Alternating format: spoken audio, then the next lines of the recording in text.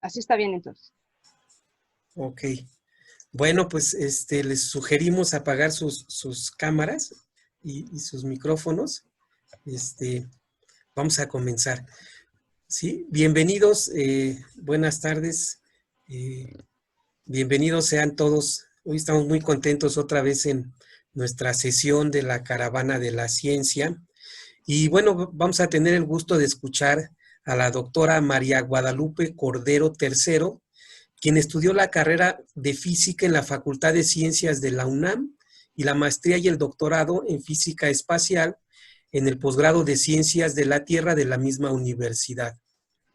Durante el doctorado realizó una estancia de investigación en la Universidad de Brown, donde trabajó con las imágenes recién enviadas por la nave Galileo. Realizó un postdoctorado en la Universidad Complutense de Madrid, estudiando la formación de un orógeno en Marte. Sus principales líneas de investigación son la geofísica planetaria general, el craterismo de impacto y la dinámica de objetos cósmicos a través de atmósferas planetarias. Además de sus actividades en investigación, las cuales realiza en el Departamento de Ciencias Espaciales del Instituto de Geofísica de la UNAM, dedica parte de su tiempo a actividades docentes y de divulgación.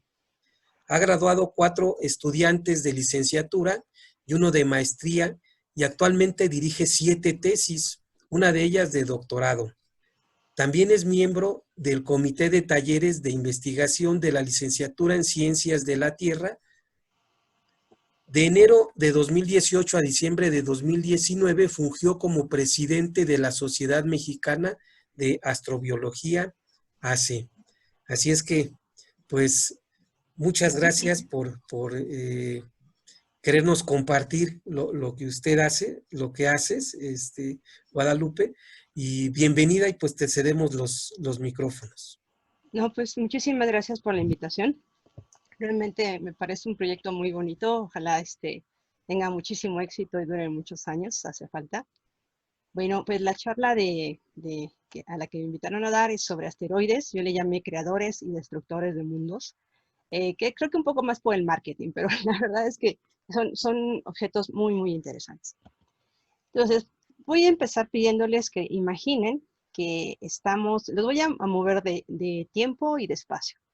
Imagínense que están caminando por ese bosque una mañana, como eso de las 7, 8 de la mañana, del día 30 de junio de 1908, y están situados en un bosque en Siberia.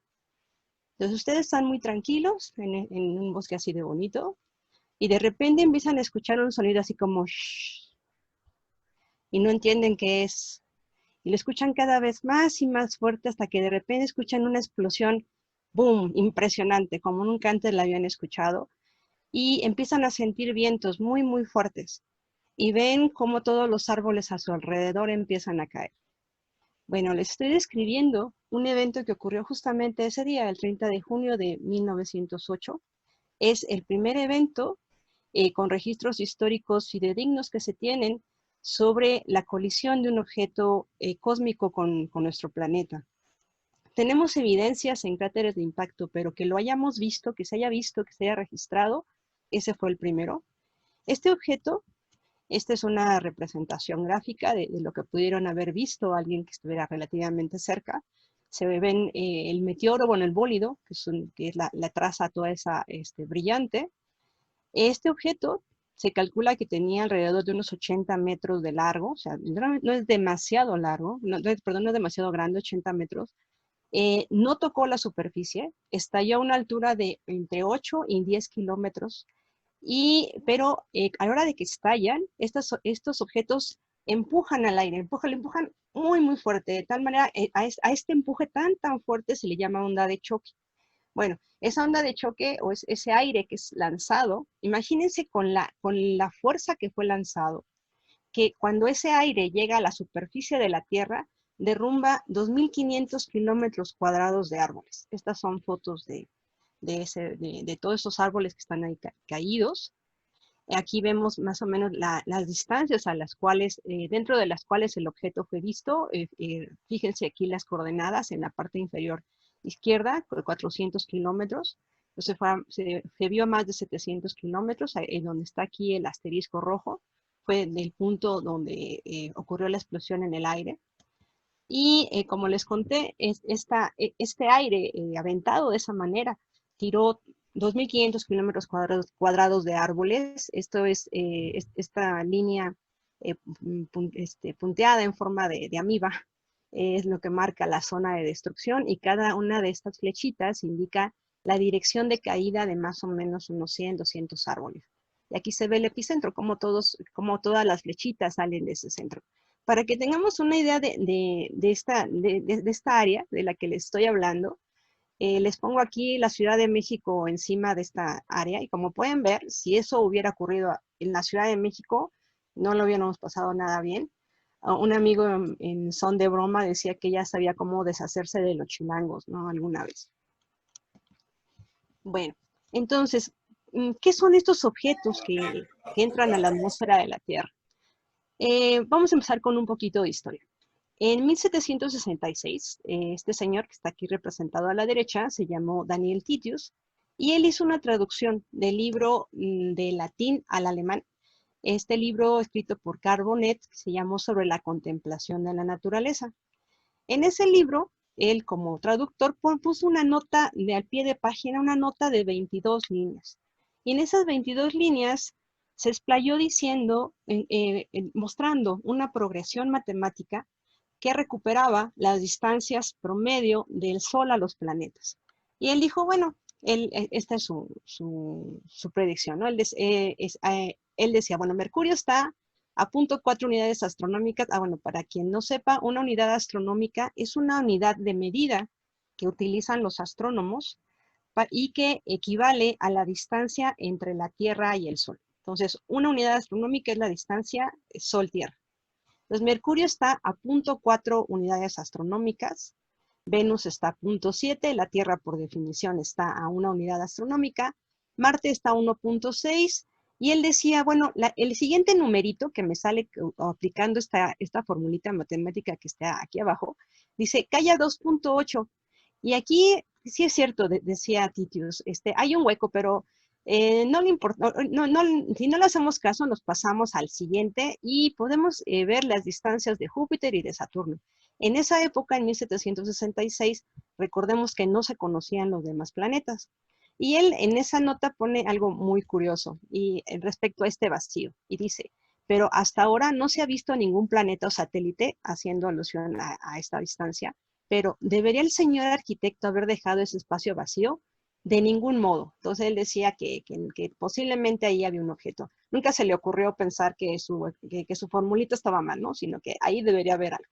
Pero bueno, ahí se quedó como curiosidad, casi se perdió si no fuera por Bode, que la popularizó, por eso la conocemos como ley de Titius Bode. Pero después pasó algo muy curioso. 15 años después, en 1781, William Herschel descubre otro planeta. ¿Se imaginan? No sé si lo puedan sentir, pero de conocer nada más hasta Saturno y de repente se les aparece otro planeta. Ha de haber sido una sensación impresionante poder descubrir eso. Pero adivinen qué, resulta que ese planeta nuevo que nadie sabía que existía estaba a 19.18 unidades astronómicas, que era muy parecido al siguiente numerito predicho por esta progresión de Titius. Entonces, cuando vieron esto, los científicos dijeron, caray, yo creo que ahí hay que ponerle más atención ahí a ese hueco, porque si la ley de Titius Bode predice o no, calza bastante bien con un objeto que ni siquiera pensábamos que existía, entonces debe haber algo ahí. ¿Qué hay en ese qué hay a las 2.8 unidades astronómicas? Entonces, empezaron a hacer lo siguiente. El barón von Sachs, junto con otros amigos, en 1800 fundó la Sociedad Astronómica Unida, y de cotorreo, digamos, le pusieron dos motes más, ¿no? O le llamaron también los detectives de Lilienthal, o como se conocieron mejor, la Policía Celeste. Entonces, ¿cuál era el objetivo de la Policía Celeste? Pues encontrar al planeta perdido a las 2.8 unidades astronómicas. Y esta sociedad empezó con 24 miembros, entre los que estaban Bode, justamente, Herschel, el descubridor de Urano, Charles Messier, que fue también un astrónomo muy famoso, Wilhelm Olbers, otro astrónomo famoso, von Zach y Giuseppe Piazzi, entre ellos. Y bueno, empezaron a repartir, así como a veces los estudiantes hacen que se repartan las tareas, bueno, para poder entregarla, también ellos, ¿no? Se repartieron el cielo y empezaron a observar. Y resulta que el 1 de enero de 1801, este señor, Giuseppe Piazzi, descubre Ceres justamente a 2.8 unidades astronómicas. Entonces todos estaban muy felices, pero dijeron, pero esa cosa está bien chiquita. Así como que medio se decepcionaron de lo que descubrieron y siguieron observando. Y resulta que sí, efectivamente, al pasar de los años, siguieron encontrando más objetos en esa zona, alrededor de los 2.8 unidades astronómicas. Y bueno, ahora con el tiempo se siguen descubriendo más y más, ya sabemos que hay muchísimos objetos en esa zona. Esta figura es artística, no es real. De hecho, a los niños de mi época, recordemos en las caricaturas de los Cuatro Fantásticos, que pasaban por el cinturón de asteroides y se veía así, ¿no? Pues no, siento desilusionarlos mucho, pero así no se ve el cinturón de asteroides. Está lleno de asteroides, pero como, bueno, tiene muchos asteroides, perdón, pero realmente hay uno por aquí y otro está por allá, o sea, no se ve así, definitivamente, ¿sí? Pero de que hay muchos, hay muchos. Actualmente se tienen registrados 958.745 asteroides, ¿no? Para que se den una idea. Y son de los más grandes, de los más chiquitos, como están muy lejos, es difícil observarlos. A ver, los niños, si pueden abrir su micrófono, ¿ustedes saben, han escuchado del asteroide B612? ¿Quién estaba por ahí? ¿Sebastián? ¿Rodrigo? ¿O algún otro niño más grande? ¿Han escuchado del asteroide B612? Del Principito. Exacto, el asteroide.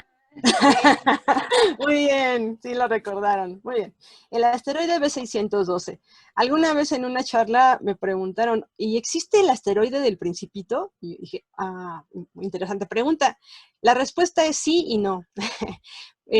No, porque no existe ningún asteroide con una flor ni con volcanes, aunque sí existen asteroides que sus superficies son de naturaleza volcánica, pero no tienen esos volcanes así como este, ni hay flores y tampoco hay un principito encantador.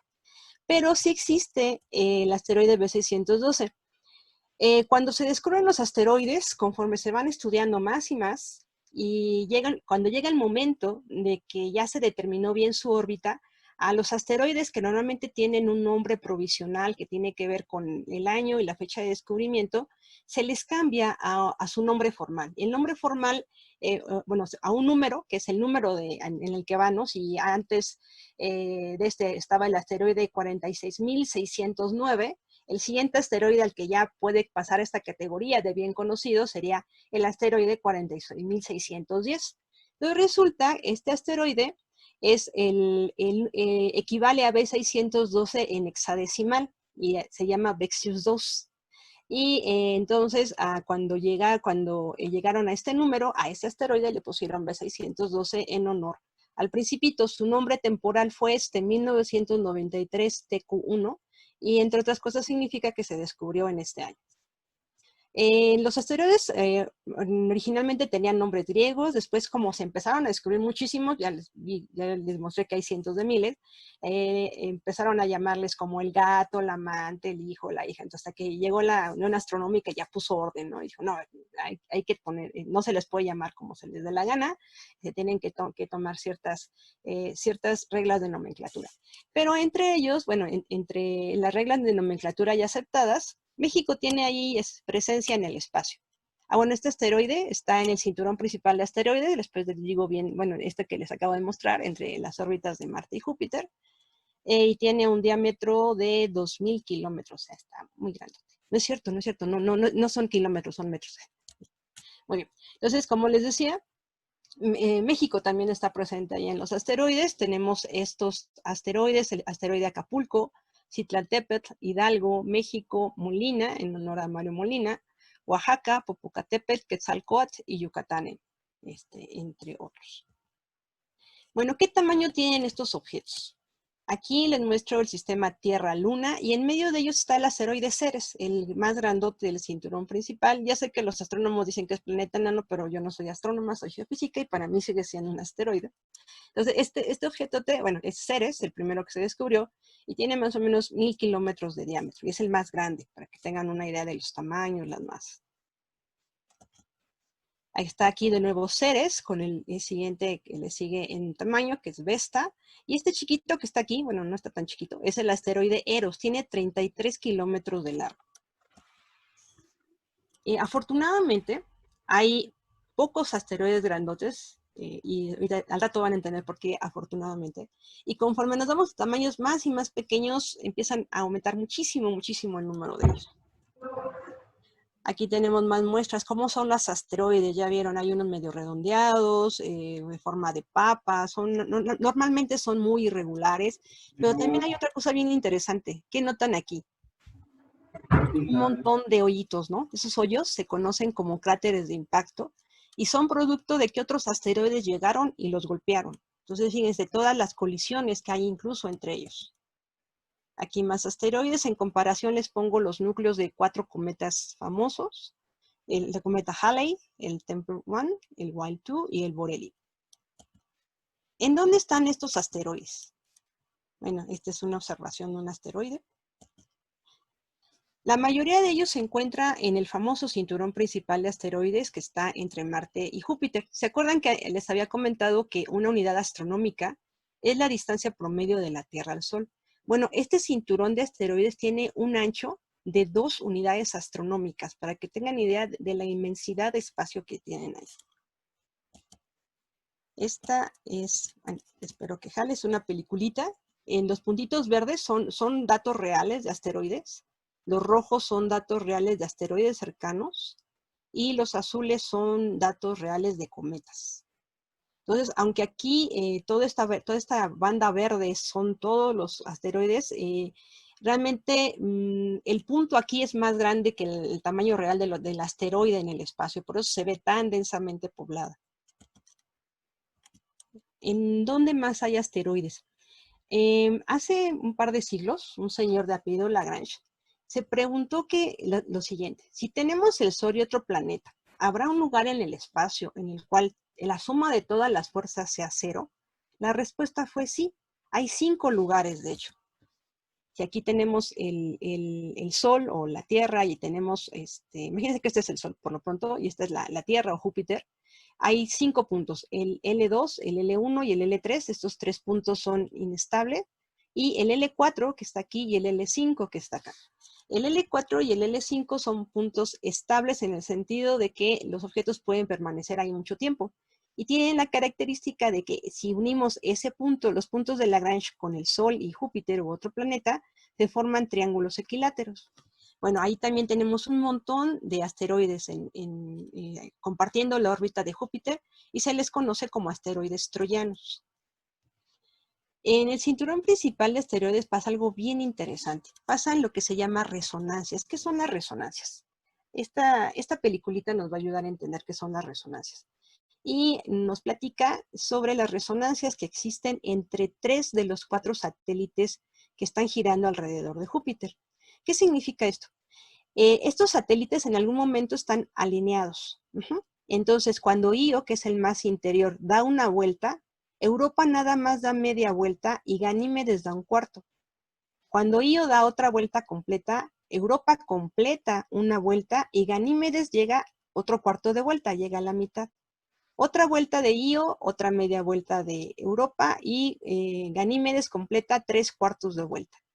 Finalmente, a la 4ª vuelta de Io, Europa completa 2 y Ganímedes completa 1. Y siempre están ahí, jalándose entre ellos, siempre, siempre, siempre. Eso se le conoce como resonancia, ¿sí? Cuando los movimientos pueden, entre objetos pueden verse como múltiplos. O sea, 4 vueltas de Io, 2 vueltas de Europa, 1 vuelta de Ganímedes. Entonces, lo mismo ocurre con los satélites del cinturón, perdón, con los asteroides del cinturón principal. Aquí las resonancias son con Júpiter.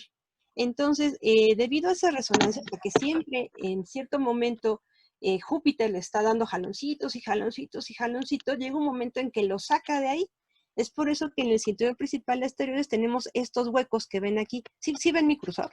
Bueno, si ven mi cursor, aquí están los huecos. Esos se llaman huecos de Kirchhoff.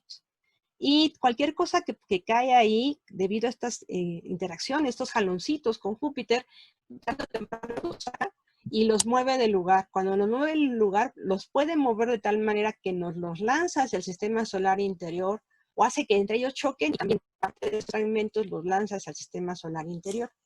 Eso ha dado pie a que existan lo que conocemos como asteroides cercanos a la Tierra. Hay miles de asteroides cercanos a la Tierra, pero aquí, bueno, vamos por partes. El puntito aquí es el Sol, la órbita punteada es la órbita terrestre de la Tierra y la distancia entre cada par de marcas en los ejes es una unidad astronómica. Y aquí vemos los tres tipos típicos de las familias de asteroides cercanos a la Tierra. Son los asteroides tipo Amor, que como pueden ver, sus órbitas pasan muy rasante por la órbita de la Tierra, no la tocan, pero pasan rasantes por fuera y llegan hasta la parte interna del cinturón principal de asteroides. Los asteroides tipo Apolo, ellos sí cruzan la órbita de la Tierra y también llegan a la parte interna del cinturón principal.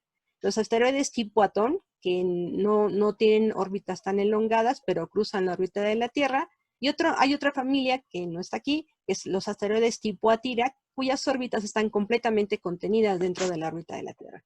Entonces, a estos grupos, a los asteroides que cumplen con estas características, se les conoce asteroides cercanos a la Tierra y por eso siempre los tenemos observados con más cuidado. Aquí represento a todos los asteroides. Aquí está la órbita de Marte, la de Júpiter, entre ellos están estas líneas punteadas azules delimitan la zona del cinturón principal y en las otras órbitas de colores pues son las órbitas típicas de los asteroides cercanos a la Tierra. Bueno, para que tengan una idea de cuántos tenemos, aquí hago una comparación de 3 años. También podemos ver cómo está creciendo el número de objetos que estamos descubriendo todos los días. Los datos más actuales son del 17 de junio de ayer. Según estos, tenemos 110 cometas cercanos a la Tierra y tenemos 22.973 asteroides cercanos a la Tierra. De estos, se dividen en estos 4 grupos. 22 son Atiras, 1.741 son Atones, 12.767 son Apolo y 8.443 son Amor. De todos estos 22.973 asteroides, 2.097 se consideran potencialmente peligrosos. ¿Qué es un asteroide potencialmente peligroso? Para poder clasificar a un asteroide en esta casilla, necesita tener 2 características. Una, que sus dimensiones sean más de 140 metros y que su distancia a la Tierra sea más de 20 veces la distancia que existe entre la Tierra y la Luna. Entonces, la distancia entre la Tierra y la Luna son 384,000 kilómetros, entonces son 20 veces esa distancia. De estos 2.093 asteroides potencialmente peligrosos, 157 tienen dimensiones de más de 1 kilómetro. A estos es a los que nunca de los nunca se les debe quitar el ojo de encima, y al rato van a ver por qué. Este es un dibujito de 2012, me parece, 2013. Esta óvalo rojo es 10 veces la distancia Tierra-Luna. Y como pueden ver, la Tierra todo el tiempo está acompañada de asteroides. Aquí está el famoso Apophis, que en el 2029 va a pasar súper cerquita de la Tierra, tan cerquita como nuestros satélites artificiales geoestacionarios. Ahí, bueno, para que tengan más idea, estos son las aproximaciones a la Tierra por estos días. Me voy a junio. El día de hoy tenemos un asteroide cercano que va a pasar a 8.84 veces la distancia Tierra-Luna y tiene dimensiones de 38-85 metros. ¿Se acuerdan de las dimensiones que les platiqué del evento de Tunguska con el que inicié la charla, que era como de 80 metros? Entonces, fíjense, aunque no sería considerado potencialmente peligroso, pero si esta cosa se estrella contra la Tierra, al menos un tunguskazo sí tenemos y sí es de consideración. Incluso no sé si ustedes recuerdan, en el 2013 en Rusia se estrelló un objeto también que explotó en el aire, ese sí logramos capturarlo en la Tierra, bueno, los restos. Ese objeto tenía 17 metros y si recuerdan bien, esta onda de choque, bueno, ese aire que fue lanzado a una gran velocidad, cuando llegó, interaccionó con las ventanas, las rompió y lastimó a más de 1000 personas. Entonces, imagínense, un objeto más chiquito que esto, sí es capaz de dañar a la infraestructura en la que vivimos y dañarnos a nosotros. Para mañana tenemos otro de más o menos 42, 94 metros. Fíjense, este sí es potencialmente peligroso. El del 24 de junio va a pasar casi a 10 veces la distancia Tierra-Luna y tiene tamaños de entre 140 y 310 metros. Entonces, como pueden ver, si ustedes van a esta página, todos los días van a ver objetos cercanos a la Tierra. Y estos son, digamos, los más significativos, aunque hay más chiquitos, muchísimos más, que son muchísimo más comunes. ¿Qué sabemos de los asteroides? No sabemos un montón de cosas, pero sí sabemos algunas, y esas les voy a platicar. Cuando la nave espacial Galileo iba rumbo a Júpiter, de camino no iba ociosa, ahí dormidita, sino iba observando también. Cuando pasó por el cinturón principal de asteroides, se encontró con este asteroide que se llama Ida y que tiene 55 kilómetros de largo. Y vio algo bien interesante. Niños, ¿logran ver algo aquí? Niños chicos y grandes, ¿logran ver algo aquí de interesante? Aparte del asteroide. Como una luna del lado derecho. Exacto, ese es un satélite del asteroide. Antes de esto se pensaba que era posible que los asteroides tuvieran satélites, pero ya cuando vieron esto, sí, los asteroides tienen satélites. Este pequeñito tiene 1 kilómetro de largo, entonces tampoco es tan pequeñito. A partir de entonces se han descubierto más asteroides con satélites. Aquí pongo algunos nada más. El chiquito se llama Dactilo. Fíjense, el asteroide Eugenia y su satélite se llama el Principito. Y más asteroides. También hay sistemas triples o hay sistemas binarios. Cuando los dos asteroides son más o menos del mismo tamaño, pues ya no se considera un satélite y un asteroide con su satélite, sino se considera un sistema binario. Y hay incluso sistemas ternarios, ¿no? Por ejemplo, este asteroide con 2 satélites. Estos son datos más recientes, del 14 de junio, de los asteroides cercanos a la Tierra. 77 de ellos tienen satélites. De los asteroides del cinturón principal, 183 tienen satélites. De los asteroides troyanos, de esos que comparten la órbita con Júpiter, 6 tienen satélites. De los asteroides que se llaman cruzadores de Marte, 29 tienen. Y de los objetos que están más allá de Neptuno, 111 tienen satélites. Aquí pasa algo bien interesante. Si yo les dijera que la luz nos puede empujar, ¿me creerían? Es un poco difícil así de aceptar a primera vista. La luz es un ente muy interesante. Cuando viaja por el espacio se comporta como una onda, pero cuando interacciona con las cosas se puede llegar a comportar como una partícula. Entonces, cualquier objeto que esté en el espacio, cuando le llega la luz del sol, hagan de cuenta que es como si le estuvieran pegando con pelotitas, con caniquitas, muy, muy chiquititas. Entonces resulta que un señor de apellido Yarkovsky se dio cuenta que ese golpeteo de la luz del sol a la hora de interactuar con objetos cósmicos podía hacerle 2 cosas. Una, cambiar su órbita y lo empujaba. Bueno, si la rotación del objeto iba en este sentido, lo alejaba del sol, pero si iba en sentido contrario, lo aproximaba al sol.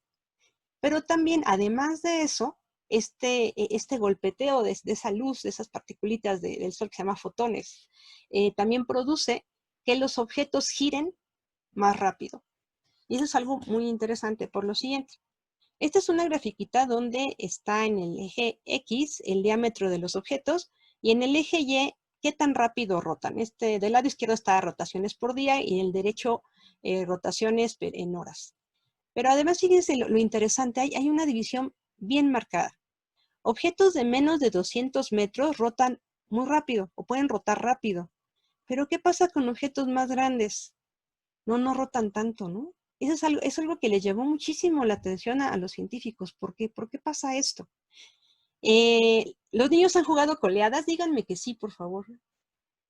O los grandes, bueno, nosotros sí hemos jugado coleadas, los demás de 40 seguro que jugamos coleadas. Entonces, ¿qué son las coleadas? Bueno, las coleadas es cuando éramos niños nos agarrábamos todos de las manos, así haciendo una larga fila y empezábamos a dar vueltas, ¿no? Entonces, después de un rato, el que estaba al final pues, salía disparado el pobre, ¿no? Y ahí todo embarrado contra la pared después de un rato. Pero bueno, aquí pasa algo parecido. Antes se pensaba que los asteroides eran piedras, unas rocas monolíticas.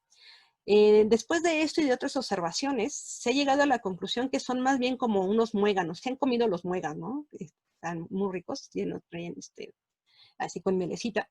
Entonces son como unos muéganos que están unidos por autogravedad.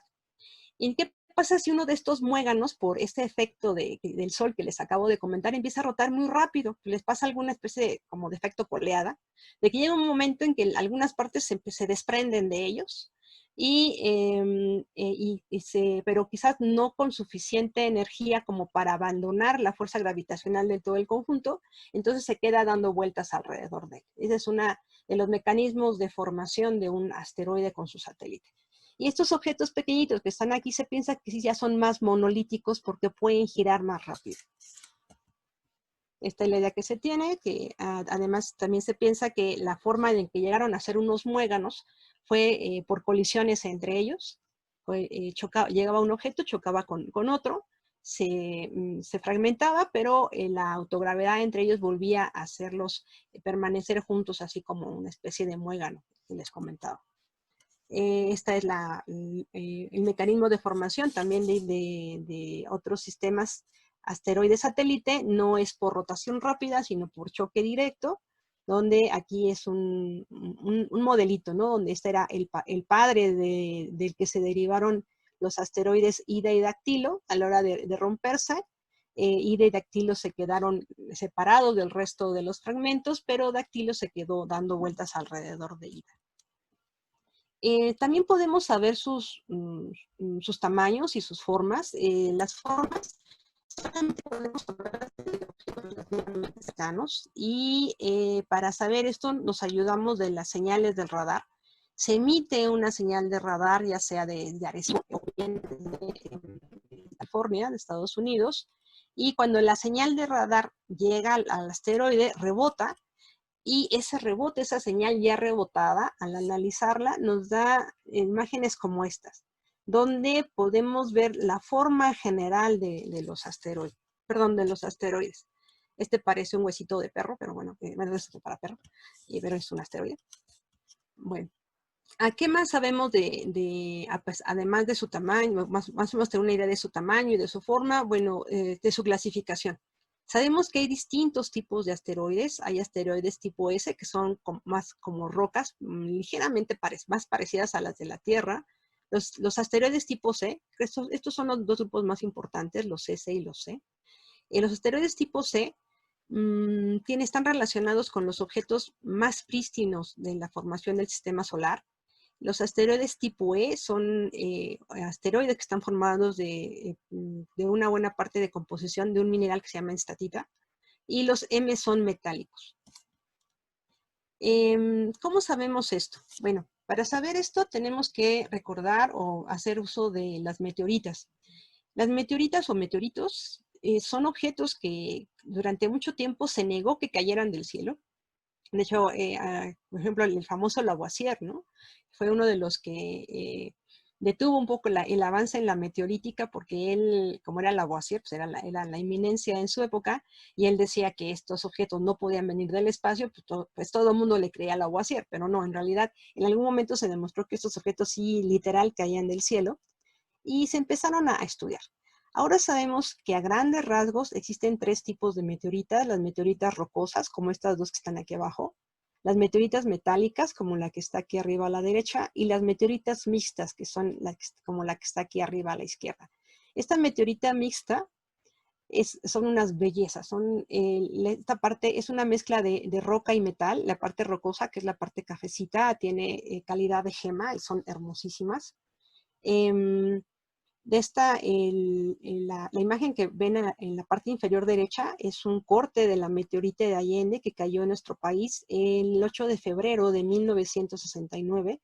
Nuestra meteorita Allende es la roca, hasta donde yo sé, la roca más antigua que se conoce, con 5.567 millones de años. En ellas aquí la persona está mostrando esta manchita blanca, que son inclusiones de calcio y aluminio, y pueden ver estas esferitas, bueno, estos circulitos. Los circulitos son el corte de algo que se llama condros. Un condro son esferitas de olivinos, y tanto los condros como las inclusiones de calcio y aluminio son lo primero que se formó en el sistema solar, y ya después se formó toda la matriz y las incluyó. En los asteroides, cuando son muy grandes, sufren diferenciación. ¿Qué significa eso? Que las partes más pesadas se van al centro, las más ligeras se quedan hacia la superficie, de tal forma que queda en forma de capitas de cebolla, ¿no? El núcleo muy denso de fierro-níquel y la parte más externa de roca. Bueno, estas meteoritas, como la de Allende, se piensa que no sufrieron diferenciación, así que quedaron así siempre. Pero estas dos de acá arriba, por ejemplo, provienen de asteroides que tuvieron diferenciación. Esta parte metálica es justamente su núcleo, formado de hierro y níquel. Y esta parte de aquí, las meteoritas mixtas, se supone que vienen de la interfase entre el núcleo y el manto. Por eso tienen esa mezcla de rocas y metales. Bueno, en la Tierra, como las tenemos aquí en la mano, sí podemos estudiarlas, y si sacamos sus espectros, que son cómo reaccionan cada longitud de onda ante estos materiales, tenemos estas líneas que están aquí. Y se ha visto que si comparamos los espectros de algunas meteoritas con los espectros de algunos asteroides, están idénticos. Eso no se puede hacer con todos, desgraciadamente, pero con algunos sí. Y entonces sí, esto es prueba irrefutable quién es el padre de estas meteoritas. Otra cosa que se ha visto, por ejemplo, es que en el cinturón principal de asteroides, que les platiqué que andaba como entre las 2 unidades astronómicas y las 4.5 unidades astronómicas, se ve que los asteroides tipo S, los tipos rocosos, están principalmente en la parte interna del cinturón principal, y los asteroides tipo C, que son como esos materiales más prístinos, tienden a estar más hacia la parte externa del cinturón principal de asteroides. A los asteroides también les pasa algo que se llama intemperismo espacial. En la Tierra, el intemperismo es el desgaste de las rocas por agentes físicos, químicos y biológicos, pero en el espacio también se desgastan. ¿Y a qué se debe ese desgaste? Bueno, a impactos con micrometeoritos, a la interacción con rayos cósmicos y a irradiación de partículas. Los rayos cósmicos en realidad no son rayos, se llama así por cuestiones históricas, pero los rayos cósmicos en realidad son partículas, iones, electrones, protones, que provienen del Sol y de otras estrellas. Y estas, al interaccionar con las superficies planetarias y con los asteroides, también los cambian, porque interaccionan con su material. En particular, algo muy interesante es que esas partículas del viento solar, cuando interaccionan con las superficies planetarias, implantan hidrógeno y helio. O de hecho, en la Luna hay una idea muy interesante de hacer minería espacial extrayendo helio. En la Tierra nos estamos acabando el helio con globos y cosas así, que ya no deberíamos usarlo porque se nos está acabando, y es importante para cuestiones médicas y también para energía. El astronauta Harrison Smith, alguna vez me lo topé allá en Estados Unidos, y él estaba haciendo una enorme campaña para hacer explotación del helio 3 en la Luna. Creo que no ha avanzado mucho, porque ya no he escuchado mucho de él, pero está ahí la idea interesante. Esto es lo que les platicaba del intemperismo espacial, de que llegan los micrometeoritos y evaporan, cambian, etc. Este es casi salidito del horno. Son imágenes del asteroide Bennu. Ahorita la misión Osiris-Rex está estudiándolo. Y una de las cosas que han visto es que debido al calentamiento y al enfriamiento que sufre a lo largo de su día del asteroide, las rocas sufren fracturamiento, como está aquí, aquí, aquí. Entonces se empieza a fragmentar y se empieza a desgastar también el asteroide. Desde octubre de 2010 también se ha visto que los asteroides, algunos asteroides emiten chorros de vapor de agua. Es el caso del asteroide 65 Cibeles, 24 Temis, y de nuestro ya conocido el asteroide Ceres. Ceres también expulsa chorros de vapor de agua al espacio. Esta es una imagen de Ceres vista por la nave espacial Dawn. Y aquí este puntito blanco, recuerdo que había como apuestas, ¿no? ¿Qué pensábamos que era ese puntito blanco?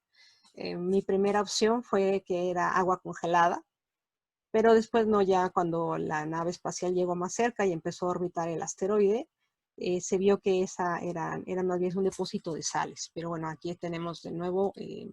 pero lo curioso es que de aquí también surge uno de los chorros esos de vapor de agua del asteroide Ceres.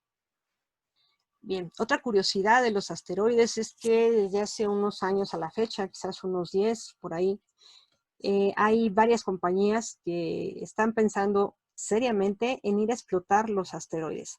Como ustedes saben, estamos haciendo una depredación terrible de nuestro pobre planeta y en algún momento vamos a colapsar. Sería bueno que nos arrepintáramos muchas cosas en realidad. Pero bueno, una de las alternativas, no la mejor, que se están viendo para poder obtener recursos es la minería espacial. Aquí hay esta es una foto artística de cómo podría ser una mina espacial. Aquí está un astronauta y un minero espacial. Entre otras dificultades es que mantener a un ser humano en condiciones saludables en el espacio está en chino mandarín antiguo. Está muy, muy difícil. Y bueno, los más entusiastas de esta idea de la minería espacial dicen que para un asteroide de unos 500 metros de largo, así como curiosamente como el asteroide Bennu, que están estudiando ahorita, de él podríamos extraer muchísimas cosas. Estos objetos en sus redes cristalinas tienen agua. O sea, no es que yo vaya y ponga haga un pozo en el asteroide y saque mi agüita, no. Están en las redes cristalinas de los asteroides, pero se puede extraer de alguna manera. Y ellos dicen que el agua que se puede extraer de un asteroide de este tamaño puede servir como agua para los mineros, pero también al hacer hidrólisis podemos extraer hidrógeno y agua, del cual en particular el hidrógeno serviría como combustible. Además, como les digo, los entusiastas dicen que de un solo asteroide como este se podría extraer más platino y minerales como el platino que todo el platino que se ha extraído en la Tierra. En Arizona existe un cráter de impacto de 1.200 metros de diámetro que se formó hace unos 65,000 años. No es, bueno, realmente no es muy grande, pero el objeto que lo formó es un objeto metálico y lo sabemos porque sobrevivieron muchos restos de fierro-níquel en los alrededores, pero también se pudo captar platino y se pudo captar oro. Entonces, en principio, el objeto ese que se estrelló contra Arizona tenía, no recuerdo cuántas toneladas de oro encima también. Y es por eso que le están poniendo tanta atención a estos rollos de la minería espacial, pero como les digo, no es algo fácil de hacer. Además, han surgido otros, bueno, aquí está, ¿no? De tan solo fierro y níquel, pensarían sacar 1.9 billones de dólares. Bueno, afortunadamente hay quienes han dicho, a ver, no, tranquilos, tómenlo más con calma, y se han puesto a calcular la probabilidad de que realmente un asteroide sea rentable. Y ellos han dicho lo siguiente, que en realidad de toda la población de asteroides cercanos a la Tierra, uno entre 2.000 sería rentable para extracción de platino, y uno en 1.100 sería rentable o propicio para extraer agua. Esto hace pensar que hay que hacer más estudios y me parece que en realidad esa es una de las razones por la que se está estudiando el asteroide Bennu actualmente. Muy bien. Hay muchas cosas todavía más que decir de los asteroides, pero quizás en estos últimos minutos que me quedan, hablar sobre los asteroides y su impacto en la vida y la evolución planetaria.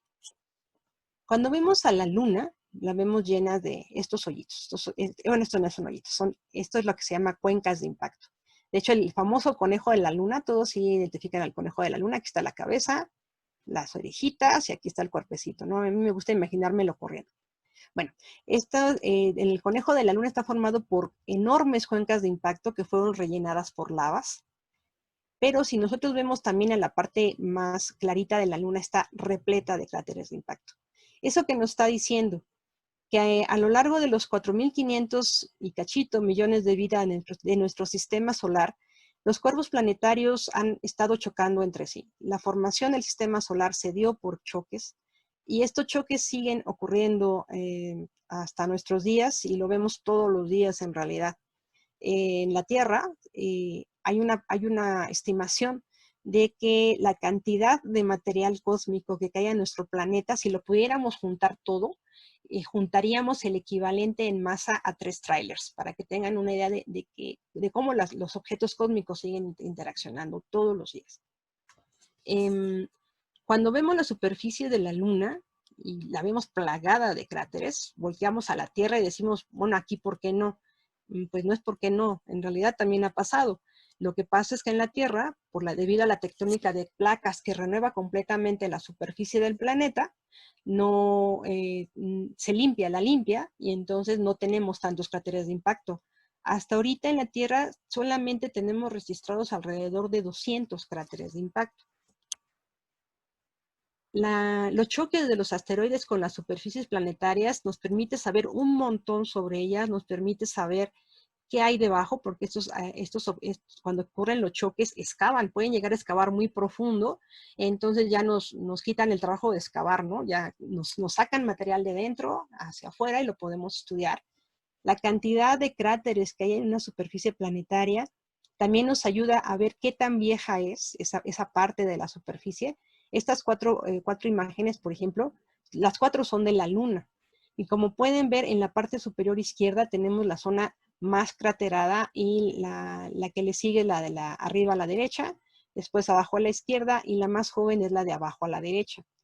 ¿Esto qué nos está indicando? En un solo planeta, en un solo cuerpo planetario, la Luna, tenemos diferentes densidades de cráteres de impacto. Eso lo que nos dice es que podemos no saber qué pasó, pero lo que sí podemos estar seguros es que hubo algo aquí en la zona donde de donde se sacó la foto de la parte inferior derecha, que renovó la superficie. Sabemos ahora que fue vulcanismo. Pero esto nos ayuda a entender que en las superficies planetarias hay procesos geológicos que están renovando o no la superficie planetaria, y una de las tareas de los científicos planetarios es explicar por qué en algunas zonas se renueva la superficie, por qué en otras no, qué procesos geológicos está viendo. Entonces, estos choques con asteroides y núcleos cometarios también nos dan mucha información sobre los otros cuerpos, sobre los planetas. El parámetro físico estrella del craterismo de impacto es la energía cinética. No sé si los niños, quizás Rodri, creo que con la edad suficiente de saber qué era la energía cinética, pero bueno, la energía cinética se da por esto, es la forma matemática de expresarla es la mitad de la masa por la velocidad al cuadrado. Entonces aquí hice un experimento numérico donde pongo los diámetros de objetos, los supongo esféricos, de 1 metro, 10 metros, 100 metros y 1 kilómetro. ¿Se acuerdan que les platiqué que a los objetos de más de 1 kilómetro no había que quitarle los ojos de encima? Y ahorita van a ver por qué. Este es de 1 kilómetro. Y esta es su energía cinética, donde estoy suponiendo que la velocidad de impacto es 20 kilómetros por segundo, que es una velocidad bastante típica de impacto con la Tierra. La energía la estoy dando en megatones para poderla comparar con la energía de una bomba atómica. Las energías de la bomba atómica que estalló sobre Hiroshima eran de unos 15 kilotones, y creo que la historia nos ha dicho lo terrible y lo devastadora que fue esta explosión. Para compararlo, un objeto de 1 metro explota o llega con una energía, de 0.07 kilotones. Un objeto de 10 metros, que es chiquito, llega con una energía de 75 kilotones, lo cual equivale a 5 bombas atómicas como esta, Uno de 100 metros llega con una energía de 75 megatones, lo cual equivale a 5,000 bombas como las de Hiroshima y Nagasaki. Y un objeto de 1 kilómetro llega con una energía de 75,000 megatones, lo cual equivale a 5 millones de bombas atómicas. Un objeto de 10 kilómetros, como el que se estrelló contra la península de Yucatán hace 65 millones de años, llega con una energía de 75,000 megatones, lo cual equivaldría a unas 50 millones de bombas atómicas. Entonces, para que tengan no más, son 3 órdenes de magnitud, 5,000 millones de bombas atómicas, perdón. Entonces, imagínense, ya entenderán por qué los dinosaurios chafearon, ¿no? Los pobres, porque son energías, no importa cuántas veces yo lo diga, se me pone la piel chinita de pensar en estas energías, que literal son fuera de este mundo. Bueno, y bueno, precisamente estos choques sí pueden causar cosas terribles, bueno, terribles para algunos, buenas para otros. En particular, retomando el impacto en Yucatán hace 65 millones de años que produjo el cráter de impacto de Chicxulub y la extinción de los dinosaurios. Realmente fue un impacto muy, muy fuerte. Como ya les mencioné, puede haber tenido unos 5,000, equivalente a 5,000 bombas atómicas. Perdón, más. Era 5,000 millones de bombas atómicas. Entonces, toda esta energía, como les digo, es impresionante. Esa energía se transforma para triturar el material, excavar el cráter de impacto, se producen fundidos de impacto que también tienen implicaciones bien interesantes para la vida porque pueden formar sistemas hidrotermales. Y de toda esa energía, 1% o menos se transforma en energía sísmica. Para que tengan una idea, ese mísero 1% de la energía de Chicxulub produjo un sismo de magnitud 11. Entonces, yo no quiero estar en la Tierra si hay un sismo de magnitud 11. Así definitivamente, ha de ser horrible. Entonces, pero de nuevo, esta es otra, para que tengan una idea de las energías tan descomunales de las que estoy hablando. A lo largo de la historia de la Tierra han ocurrido varias extinciones masivas, dependiendo del autor que ustedes consulten, pueden ser decenas, 3 lustros, por ahí. Pero todos están de acuerdo en al menos 3 extinciones masivas. Está la del KT, que es la de Chicxulub, hace 65 millones de años, y estas otras que están en estas flechitas azul morado. De estas, la más terrible no fue la de hace 65 millones de años, sino fue la del Pérmico tardío, hace 250 millones de años. Hay varias opciones para ser las causantes de estas extinciones. Aquí les pongo algunas: vulcanismo severo, impactos, fluctuaciones en el nivel del mar, etcétera, ¿no? De la única extinción que sí estamos seguros fue esta de hace 65 millones de años. Lo que también es cierto de esto es que este impacto introdujo en la Tierra un cambio muy abrupto que, bueno, extinguió a muchísimas especies, pero también dio cabida a que los mamíferos estemos aquí ahora platicando de impactos, ¿no? Y los impactos han sido muy interesantes. Seguramente los biólogos están más familiarizados con esta teoría de la Tierra rara, que lo que dice es que la Tierra es rara, valga la redundancia, y es rara porque a lo largo de su historia han ocurrido eventos bien específicos que hacen que la Tierra sea lo que es hoy. Si no hubiera ocurrido este evento hace 65 millones de años, pues posiblemente los dinosaurios estarían todavía sobre la faz de la Tierra. Aparte, bueno, que las consecuencias de los impactos con asteroides pueden ser muy destructivas, también hay otras cosas bien interesantes sobre ellos. Actualmente se piensa que una parte significativa de la atmósfera y del agua que tenemos en la Tierra la tenemos aquí gracias a que fue traída por los impactos con asteroides, más bien con los asteroides que impactaron con nuestro planeta. Y sobre todo hace 4.500 millones de años, cuando se empezó a formar la Tierra, los choques eran impresionantemente frecuentes, muchísimo, varias órdenes de magnitud, mucho más frecuentes que ahora. Y de tal manera que toda esta agua fue traída a la Tierra por estos objetos. Hay una idea muy interesante también que plantearon en Scientific American hace como ya unos 10 años, donde decía que cuando se empezaron a formar los continentes en nuestro planeta, teníamos aquí una cámara magmática de la cual se estaban formando islas, etcétera. Y si llegaba un asteroide y chocaba contra esa zona, que como les comento eran muy frecuentes los choques, lo que hacía era dividir esa cámara magmática, y entonces en lugar de tener una zona de formación, teníamos dos zonas de formación, lo cual implicaba que posiblemente este mecanismo ayudó a que se formara más rápido la corteza terrestre. Aquí hay dos meteoritas interesantes, la meteorita de Allende, que fue la que cayó en nuestro país en el 69, y más tarde también en septiembre de 1969 cayó esta otra, que es la meteorita de Murchison. Estas dos rocas son las más estudiadas, yo creo que del mundo.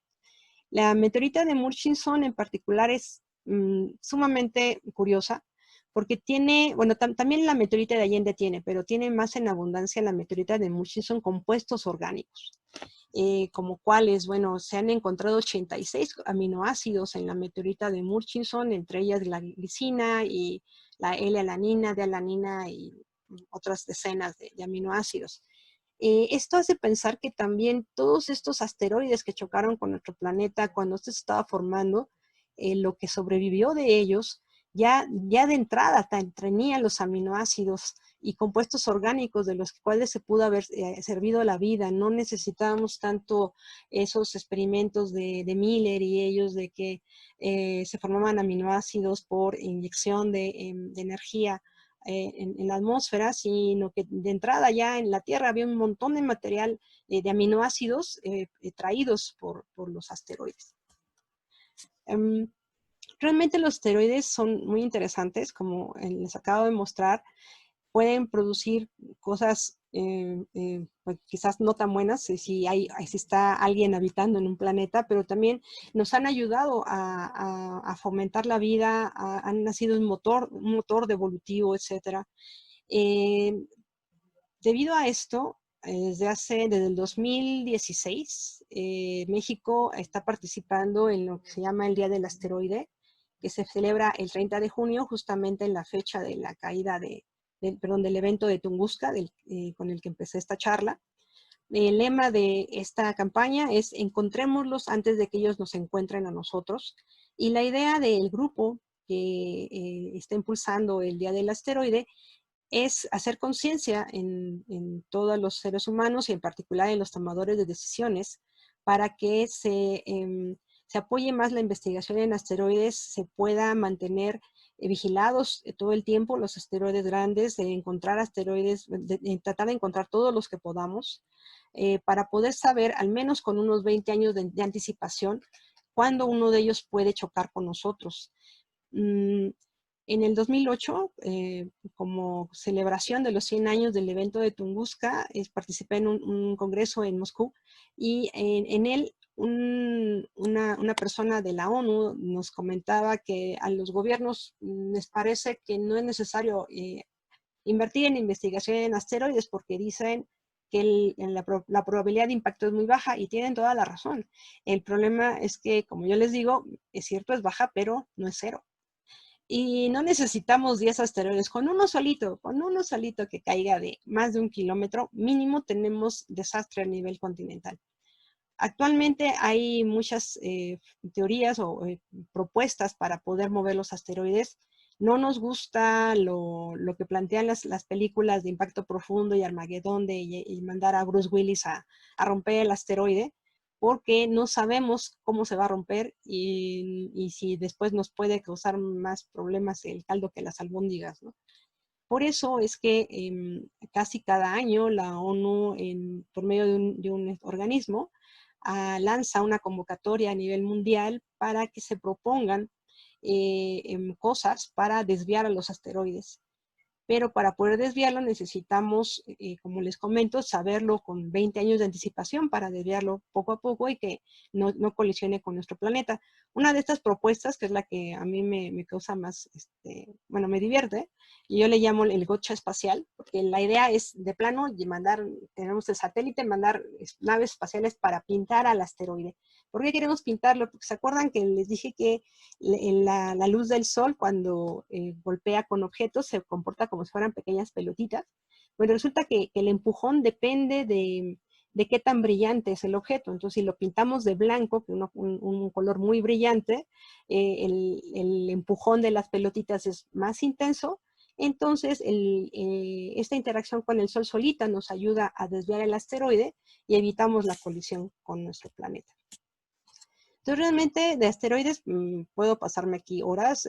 Cuando les doy el tema de asteroides a mis estudiantes de la licenciatura, nos pasamos 4 clases de 2 horas cada una. Entonces, para que tengan una idea de todo lo extenso que es esto, les quería mostrar nada más lo interesantes, impresionantes y maravillosos que es estudiar este tipo de temas. El tema muy ligado a este es craterismo de impacto. Si quieren, después también les platico de cráteres de impacto, que también es otro tema fascinante.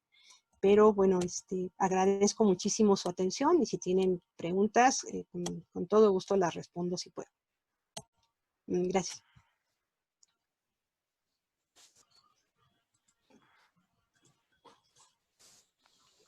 Yo tengo una pregunta. Sí. Según mi hermana, dice que la luna es un pedazo de un planeta. ¿Es cierto o es falso?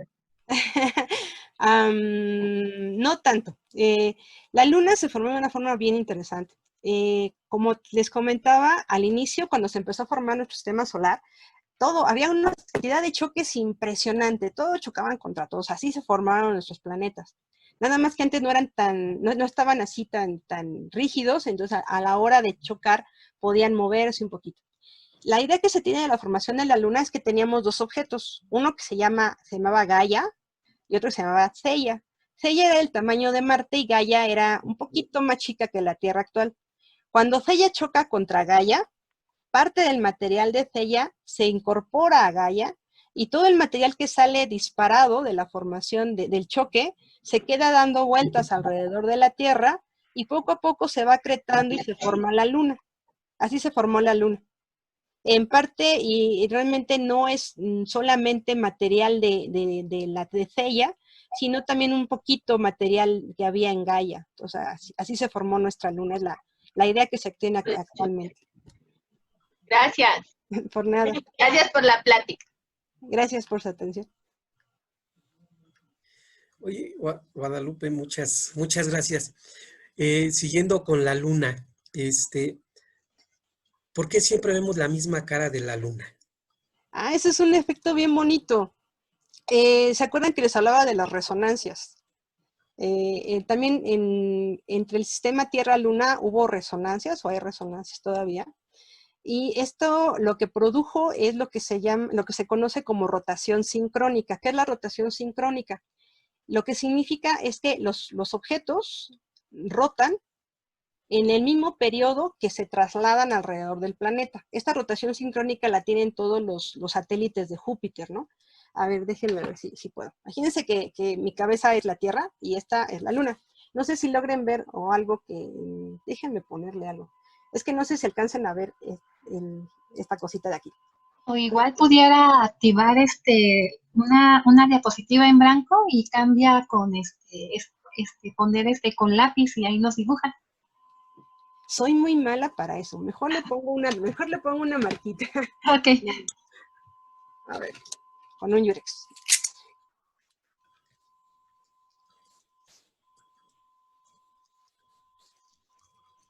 A ver, creo que se ve más. Entonces, el lápiz ahorita no está rotando. Rotar es que haga esto, ¿están de acuerdo? ¿Sí? Bueno. Entonces, imagínense que mi mano es la Tierra. Entonces, imagínense que la Luna no rota. Que no rote es que ustedes vean siempre esto de frente, ¿sí? Si está así, no está rotando. ¿Están de acuerdo? Tiene que hacer esto para que vean que rota. Vale. Entonces, no está rotando. Mi mano es la Tierra. Entonces, fíjense, si la Luna no rotara, ¿qué pasaría? Los seres humanos que están aquí verían la parte de aquí de la Luna. Los seres humanos que están aquí enfrente verían la parte de atrás de la Luna. Entonces la veríamos toda, ¿sí? Pero ahora la voy a hacer rotar, pero la voy a hacer rotar de tal manera que su periodo de rotación coincida con su periodo de traslación. Y fíjense qué es lo que pasa. Está rotando, ¿están de acuerdo? Porque el Yurex está cambiando de posición. Pero si se fijan, los habitantes de la Tierra solamente ven esta cara siempre, por esa particularidad, porque el periodo de rotación iguala al periodo de traslación. Esta es la razón. Esa es la respuesta. Muchas gracias. No, por nada. ¿Alguien más que quiera preguntar algo? Sí, podría preguntar algo en relación. Guadalupe, usted mencionó, por ejemplo, que Ceres es catalogado como un planeta enano o como un asteroide. Y bueno, un par de preguntas realmente. La primera sería, bueno, ¿cuál es la diferencia realmente entre un planeta enano y un asteroide en ese sentido? ¿Qué características necesita tener un cuerpo para ser catalogado como un asteroide?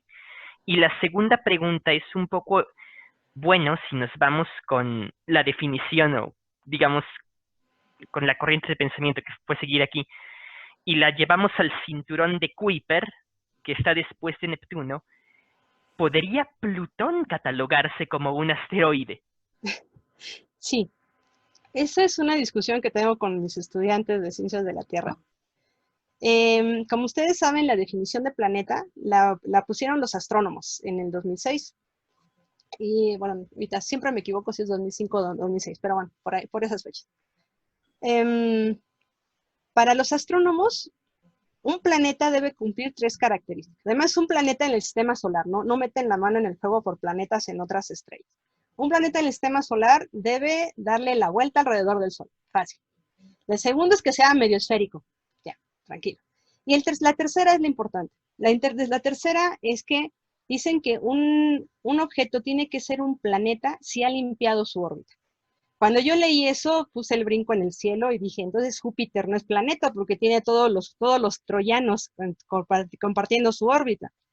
Pero ya después de hacer unas investigaciones con los colegas astrónomos y seguir leyendo, llegué a la conclusión que lo que significa limpiar la órbita es que para que un objeto sea planeta, debe ser lo suficientemente masivo para que sea él quien afecte dinámicamente a otros cuerpos y no al revés. Entonces, en ese sentido, pues sí, Júpiter sigue siendo un planeta. Ahora bien, esa definición no me gusta porque es muy de astrónomo. Para los astrónomos, en el mejor de los casos, los planetas son puntos masa. Casi siempre son puntos prueba. Son puros puntos. A los astrónomos no les interesan los planetas per se, sino que se mueven. Para los geofísicos es diferente. Para los físicos nos interesa todo el cuerpo planetario, su geología, su geofísica, su petrología. Entonces, pero para ellos esa definición es total y absolutamente dinámica, o sea, muy astronómica.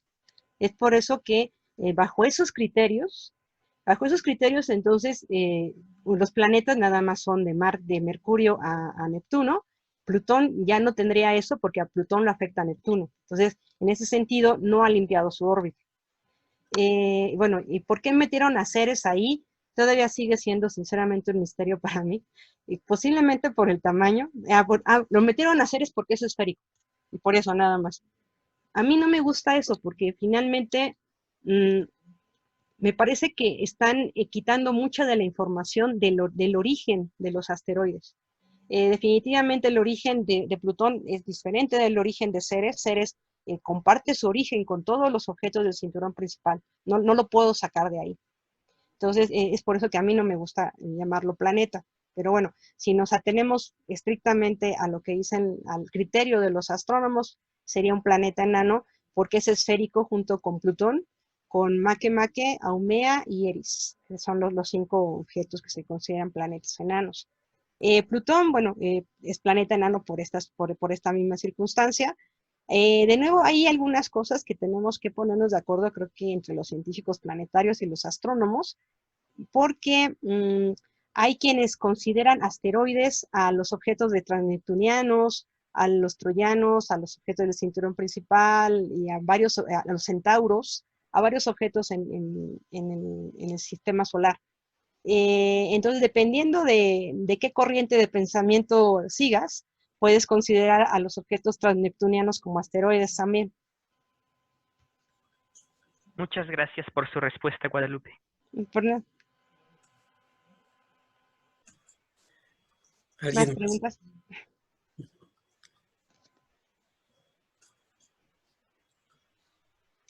Yo tengo otra pregunta.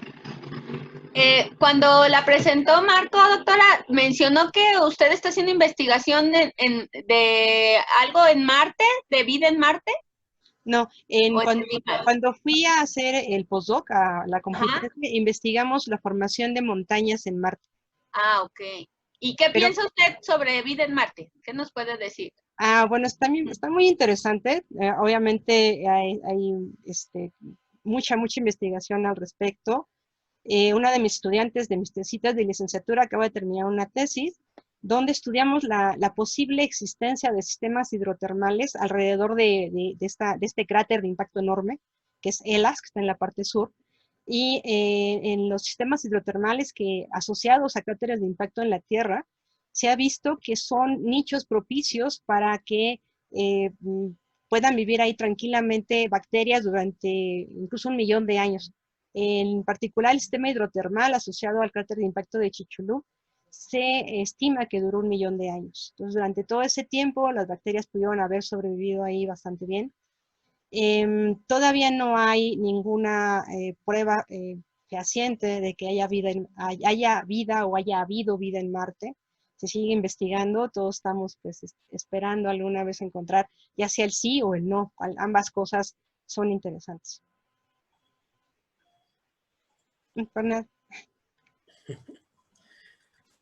Si alguien más quiere preguntar algo. Sí, yo quiero preguntar. Buenas tardes, doctora. Hola, buenas tardes. Bueno, primero hacer el comentario que qué hermosa plática dio usted. Bueno, muchas gracias. Aprendí bastante de meteoritos. Y pues bueno, de comentario pues me gustó mucho porque pues yo tengo formación bióloga en cuestión al meteorito de Murchison, que pues, al final de cuentas apoya lo que sería la teoría extraterrestre del origen de la vida, ¿no? Entonces pues realmente pues eso se me hizo muy interesante y pues también como a final de cuentas los meteoritos también han moldeado pues lo que ha sido ahora sí nuestra Tierra actual, ¿no? Y pues bueno, lo que tenía duda, ¿cómo se anota un nuevo asteroide? ¿A qué te refieres con cómo se anota? Ajá, por ejemplo, que usted, salga con su telescopio en la noche y, por ejemplo, diga, ay, como que no sé, ese elemento nunca lo había visto, ¿no? Entonces, por ejemplo, ¿cómo hace ese registro de ese nuevo asteroide? Bueno, primero pues hay que ver si no ya está registrado antes. Para eso hay páginas especiales de la NASA donde uno puede ir y registrar. Puedes ir y registrar un asteroide, sí se puede. Es la página internacional de cuerpos menores, por ejemplo, ahí puedes registrarlo. Ahora, ¿cómo se registra?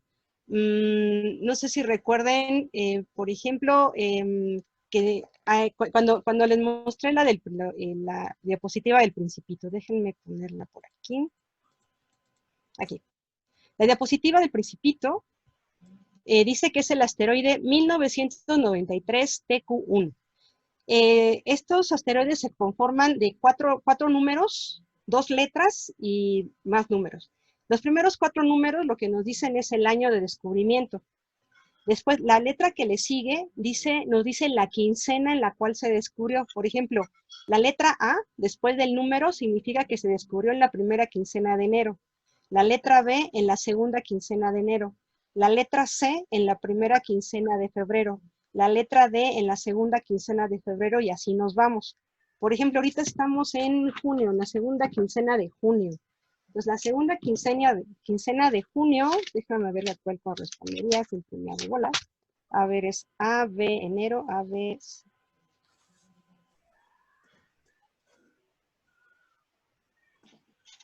Ajá. Por ejemplo, si ahorita tú descubrieras un asteroide, se llamaría 2020K, y después sigue otra letra. Esa letra significa el orden en el cual se descubre ese asteroide. Por ejemplo, si ahorita nadie hubiera descubierto un asteroide y tú fueras la primera que describe un asteroide en esta quincena, sería el asteroide 2020K, la letra A. Si fuera el segundo asteroide, sería 2020KB, y así nos vamos. Hasta que hayas pasado por 25 letras del alfabeto. Si descubres un asteroide que va más allá del 25 y necesitas más letras, lo que haces es pones un número. Y entonces sería 2020 KA1. Y así te vas. O sea, tiene una nomenclatura bien específica. Esa si quieres, si te interesa con más detalle, después te la paso. Ok, sí, muchísimas gracias. Y también, pues bueno, retomando también la pregunta del niñito, de dónde se originan los asteroides, pues yo también igual tengo la misma duda, porque comentabas que pues evolucionan, ¿no? De una diferenciación de otros asteroides. Pero esos otros asteroides, ¿de dónde vienen? ¿De la explosión del Big Bang? O no sé, ¿de dónde vienen? No, eso es maravilloso. Eso tiene que ver con la formación del sistema solar. Se piensa que todas las estrellas nacen de enormes nubes de gas y polvo que tienen cientos de masas solares, cientos.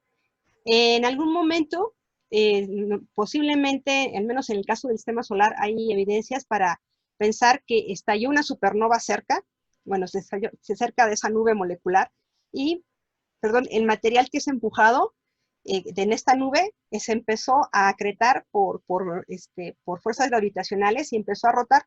A la hora de rotar, esta masa más o menos esférica, bueno, esta masa se empieza a aplanar y te queda en un disco de gas y polvo. Entonces, en ese disco de gas y polvo se empiezan a formar particulitas de polvo. Esas particulitas de polvo se acretan en rocas, esas rocas se acretan en cosas más grandes y empiezan a chocar entre ellas hasta que forman planetésimos, que son objetos de kilómetros. Esos planetésimos chocan entre sí y forman los embriones planetarios. Esos embriones planetarios también chocan entre sí y forman los núcleos de los planetas grandotes o bien los planetas terrestres. Dentro de todo eso, como puedes imaginar, hay choques por todos lados y hay un montón de material que está ahí. Entonces, se supone que los asteroides surgen de planetésimos y de embriones planetarios que se formaron entre Marte y Júpiter y que no lograron acretarse en un cuerpo más grande debido a los jalones gravitacionales con Júpiter. Entonces quedaron ahí algunos cuantos y con los choques con más planetésimos y más embriones planetarios se fueron partiendo y se fueron disgregando por todo el cinturón principal. Esa es la idea que se tiene, la idea clásica que se tiene de la formación de los asteroides en el cinturón principal. Aunque este año, hace unos pocos meses, salió otro artículo donde mencionan otra vía alterna de formación del cinturón principal, que dice que en realidad había todos estos planetésimos cinturones planetarios distribuidos por todo el sistema solar, y cuando hubo las migraciones planetarias, como que esas migraciones lo que hicieron fue como hacen los pastores con las ovejas, ¿no? Acarrear a esos planetésimos y los lanzaron hacia la franja de donde ahorita está el cinturón principal de asteroides. Entonces, en realidad, lo padre de la ciencia es que siempre puedes proponer cosas, claro, si son decentes, si se pueden probar, ya sea numéricamente o con experimentos o observaciones, y eso te ayuda a tener a ver otras posibilidades para explicar un fenómeno. Ok, sí, muchas gracias. Y ya, nada más la última. No, En cuestión con lo que habías mencionado de la radiación electromagnética, pues ahorita, bueno, con el tiempo, pues a lo mejor yo sé que es en una escala muy larga, ¿no? Pero, por ejemplo, a medida que vaya incrementando el Sol, bueno, creo que porque cada vez está siendo más grande, creo que, bueno, tú sabes más de eso, es que no sé cómo se llama. Entonces, sí entiendo. Ajá, bueno, entre más vaya creciendo más el Sol va a haber mayor radiación y con esto va a haber mayor probabilidad de que los asteroides ahora sí choquen o impacten en la Tierra, porque pues habías comentado pues que pues a final de cuentas la radiación electromagnética como ahora sí comportándose como partícula pues puede, y entonces pues estaría más incidiendo, entonces no sé qué, se aumentarían más las probabilidades, a lo mejor ni hacemos ya ni para platicarlo, ¿no? Pero que sí puede suceder, que haya o por ejemplo, no sé si con estas explosiones solares también pueda haber alguna afectación, no sé. Ok, bueno, el Sol tiene ciclos de actividad en general, en realidad de 22 años, que es cuando se invierte 2 veces su polo y vuelve a regresar al mismo lugar. Pero a lo largo de estos 22 años el Sol sufre momentos de quietud y momentos de mucha actividad, cuando está en su máxima de actividad, como tú dices, emite grandes cantidades de masa coronal. No tanto radiación, pero sí partículas ya, no luz, sino iones, electrones, protones. Esto, más bien, estos protones no se ha visto que tengan un efecto para moverlos, sino más bien para intemperizar, como les platiqué, intemperizar la superficie de los asteroides. Ahora el Sol. El Sol efectivamente, bueno, apenas va más o menos a la mitad de su vida si todos nuestros modelos están bien. Lo que significa que todavía va a durar como está, más o menos otros 4.500 millones de años. Cuando termine todo su combustible de hidrógeno, entonces sí va a empezar a crecer, como tú dijiste, en una gigante roja. Después se va a quedar un núcleo y toda la cáscara que está, se va a convertir en lo que se llaman nebulosas planetarias, son preciosas. Tienen la estrella y una cáscara. Esa cáscara se va a lanzar al espacio a grandes velocidades y la parte central se va a terminar evolucionando como en una enana blanca. Pero bueno, de aquí a 4.500 millones de años, no esperamos que aumente, bueno, sí va a seguir aumentando la radiación solar, pero también digamos, al menos el tiempo de vida de los seres humanos, realmente como especie, no sé si ustedes como biólogos sepan o tengan idea si hay periodos típicos de sobrevivencia de alguna especie, no sé si la nuestra tengan algunos millones de años, vamos, porque no así creo. como vamos, no creo. Entonces, pues no nos preocupamos por eso, pero bueno, los asteroides van a seguir sintiendo la radiación del Sol. Cuando nuestra estrella se convierta en gigante roja, va a llegar hasta Marte, incluso se va a comer a la Tierra, ¿no? Y pues no sé, bueno, ya ahí va a traer muchísimo al cinturón principal de asteroides. Más bien yo creo que ahí lo va a disgregar por todo el sistema o lo va a lanzar fuera del sistema solar. Ok, pues bueno, pues muchísimas gracias y muy linda tu plática. Muchas gracias.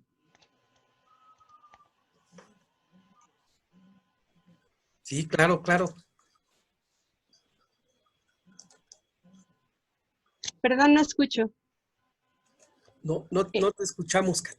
Tiene apagado su micrófono.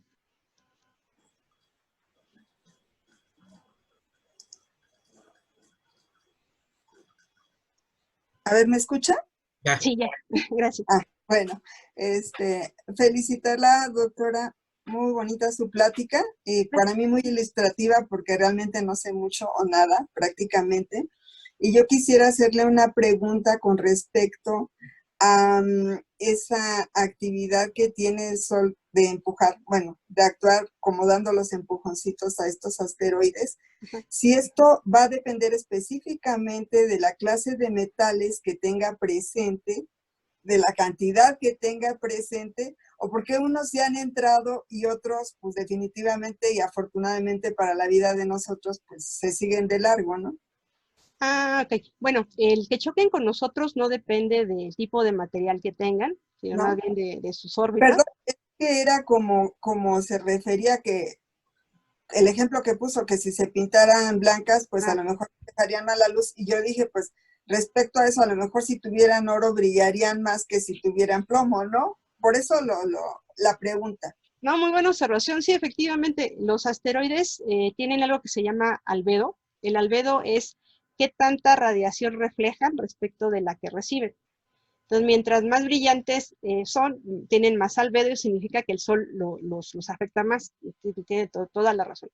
Pero bueno, esto en mayor o menor medida afecta a todos los asteroides. A los que son más brillantes los afecta más que los que son más opacos.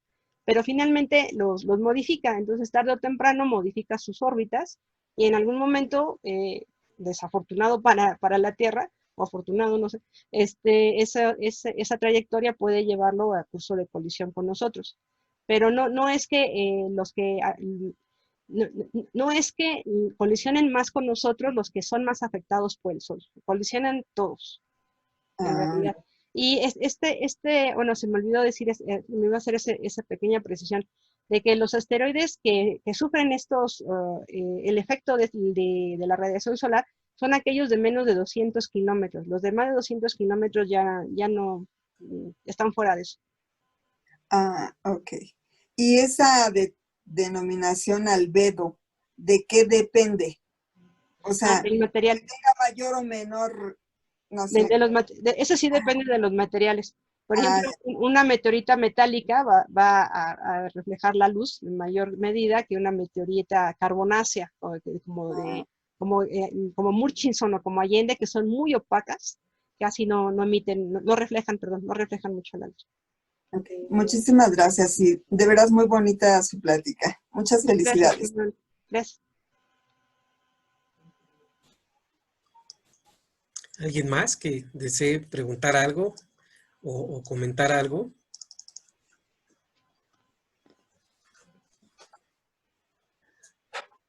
Bueno, yo creo que cuando estaba hablando del Principito y después cuando Jenny quería ponerle Jenny al asteroide, que probablemente ya lo encontró y a lo mejor le pone su nombre, me acordé que también en el Principito por ahí decía, si no mal recuerdo, que todas las estrellas eran mías, decía, ¿no? Porque nadie lo había pensado antes, ¿no? Entonces, me acordé ahorita que lo mencionó Jenny. ¿Qué tan extraterrestres somos? ¿Qué tan extraterrestres somos? En el sentido de que, como platicabas, pues los impactos, el agua, las bacterias, ¿qué tan extraterrestres podemos ser o somos? Bueno, en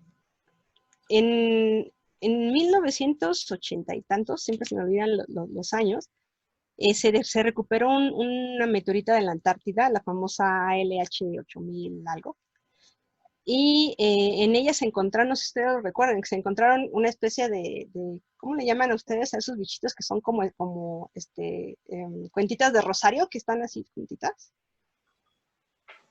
¿Son cocos o bacterias? Bueno, algo de ¿Streptococos? un ¿Streptococos? estreptococos, algo de cocos, eso. Entonces, parecía que había un estreptococos ahí en ese meteorita.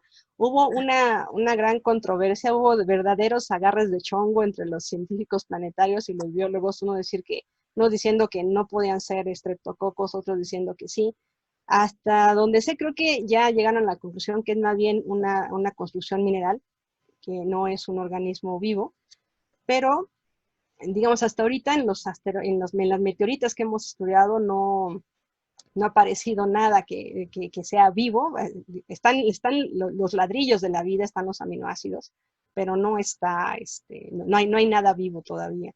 Lo más probable es que nosotros no seamos extraterrestres, la vida sea totalmente terrestre. Lo que sí pudo habernos ayudado son los aminoácidos extraterrestres, eso sí, pero hasta donde sabemos, la vida es muy, muy probable que haya sido terrestre.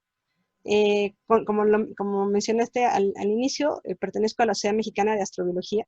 Entonces somos un grupo de biólogos, físicos, geólogos, geógrafos, médicos, que tratamos de entender la vida, ¿no? Juntando todo lo que sabemos. Hay cosas muy interesantes, ustedes como biólogos saben mejor que yo que no se puede definir la vida. Hay intentos de definiciones y todas son como de media página, ¿no? Que más bien la describen más que definirla.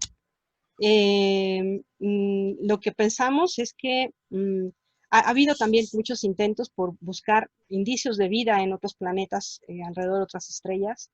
No lo hemos encontrado. Pensamos que dadas las energías que se tienen que gastar para viajar de una estrella a otra, los tiempos y todo eso, no nos han visitado seres extraterrestres, o sea que se nos hace absurdo que vengan nada más para decirle hola Maussan y se vayan. Y además serían muy malos investigadores y muy malos experimentales, ¿no? Todos ustedes que se dedican a cuestiones experimentales saben que lo que más debe evitar un experimental es interactuar con su experimento y modificarlo. Entonces, que lleguen los extraterrestres a saludar como que están modificando su experimento, si fuéramos experimento. Claro. Además, como les digo, las energías, el tiempo que se tienen que gastar son descomunales. Es muy difícil que realmente hayan venido a construir las pirámides de Egipto y cosas así, ¿no? Lo que sí sabemos, lo que estamos buscando, lo más probable, bueno, cuando vemos la historia biológica y geológica de nuestro planeta, Sabemos que, pues, al menos la gran explosión del Cámbrico tiene, ¿cuántos? 500 millones de años, ¿no? Antes había muchas especies y lo que quieran, pero la mayoría eran microorganismos, hasta donde yo sé. Al menos hasta hace 2.200 millones de años todo eran microorganismos.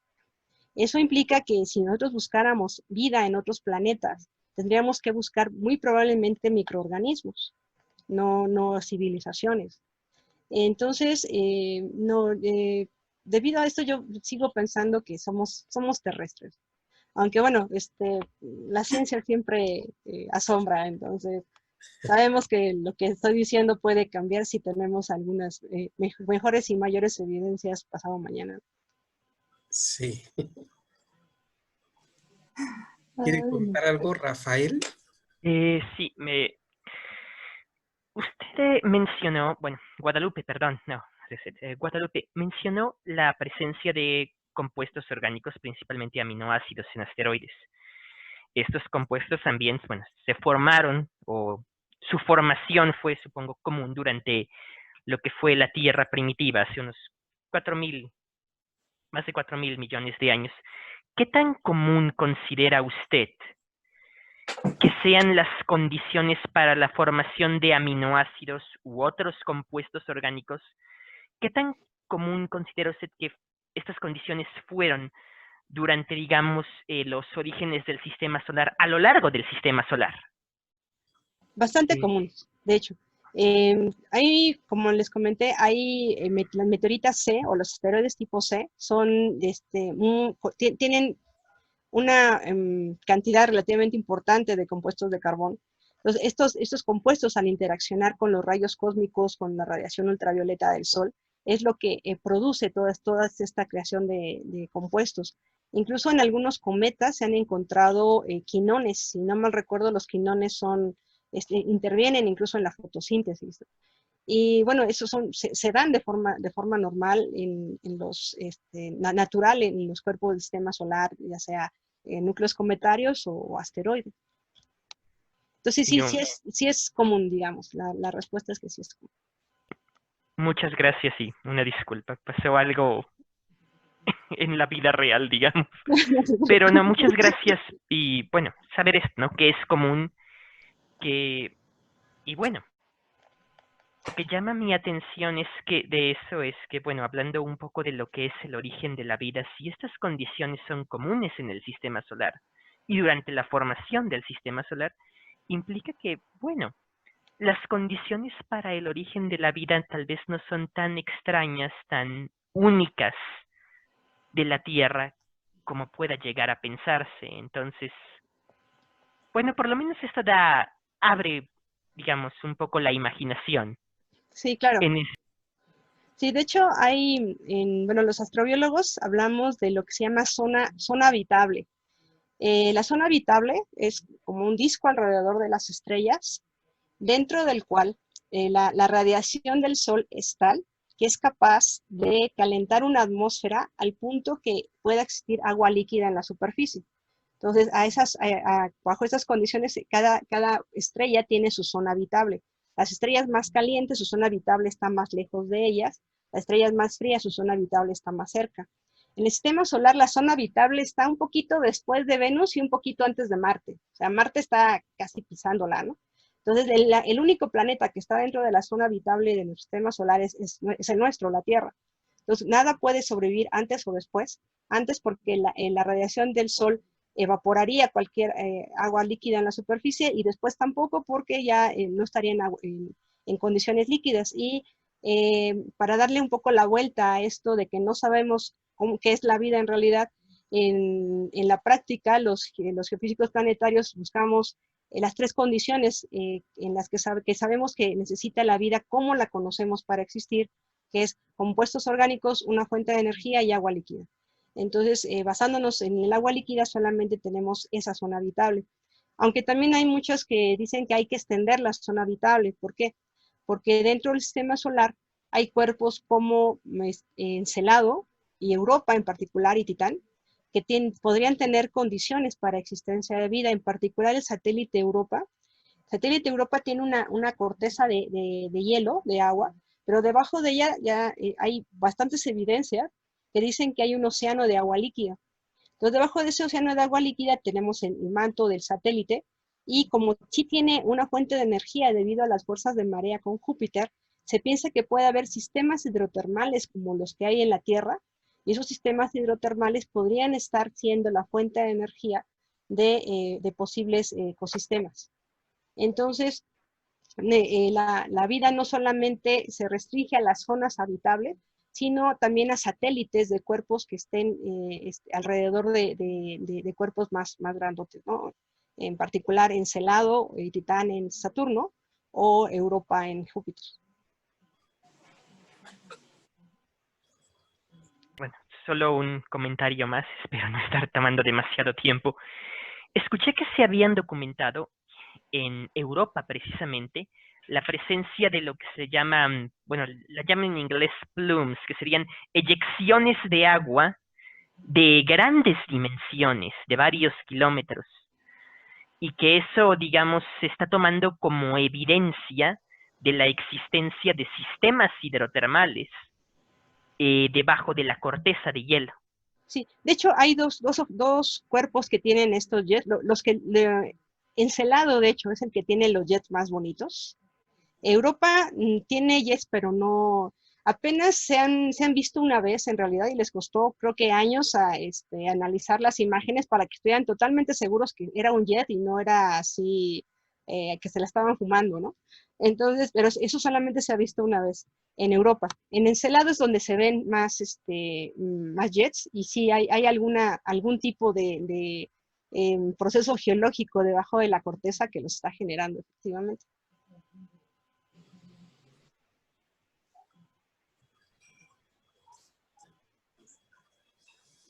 No sé, más comentarios, preguntas. A mí se me pasó, perdón, se me pasó preguntar, bueno, porque todos sí lo explicaste, pero por ejemplo, en cuestiones de, ¿qué otros factores pueden hacer que un asteroide se desvíe de una órbita a otra? Además de lo que habías comentado de la radiación electromagnética. Las fuerzas gravitacionales, cuando pasan cerca de nuestro planeta, o sobre todo cerca de Júpiter, que tiene una gran masa, los desvía. Ahí se ha visto, por ejemplo, asteroides que han pasado relativamente cerca de la Tierra, y sí se ve cómo su órbita cambia, ¿no? Entonces sí, esencialmente son interacciones gravitacionales. Ok, sí, muchas gracias. Por nada. Yo tengo una pregunta ya. Hablabas de las extinciones que habían sucedido, ¿no?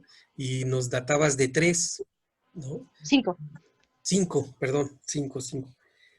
¿Tienen están cicladas de alguna manera? ¿Hay un pronóstico de algo similar en algún futuro?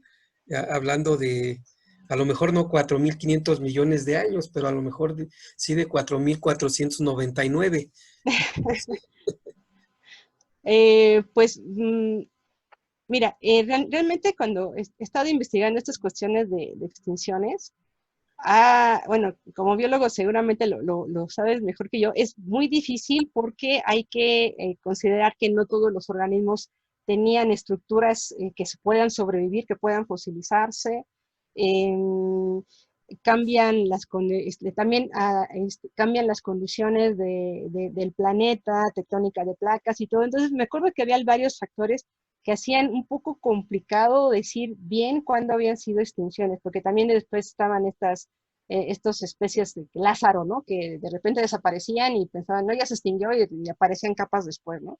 Y cosas de esas raras. Entonces todo eso hace un poco difícil. Por eso les comentaba que diferentes autores han dado diferente número de extinciones masivas, pero en la que todo el mundo concuerda son en estas 5.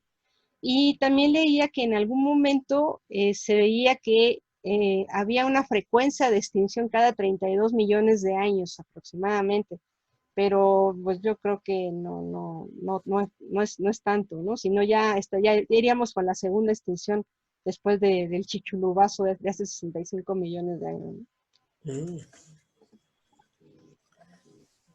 Ok. Rafael por aquí nos quiere comentar. Ay, perdón, es que yo estudié la carrera de biología, Yo no soy pero, biólogo, perdón, yo no soy biólogo.